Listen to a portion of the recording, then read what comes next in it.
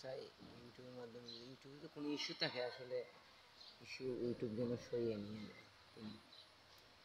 এটা তো বলার জন্য এসেছি, ভালো থাকবে সুস্থ থাকবে, আজকে এরকম তো টাকা পাইবে। তো এই আর কি, ইউটিউবে যদি কোনো ইস্যু থাকে আসলে ইস্যুটা সরাই দেবে ইউটিউবারকে বলছি, যারা ইউটিউব করেন। কারণ তো আর্নিংয়ের অবস্থা এখন তো $50 আর্নিং বা $100 আর্নিং করতে অনেক কষ্ট হয়, $1500 আর্নিং করতে অনেক কষ্ট হয়, $50 করা যায়।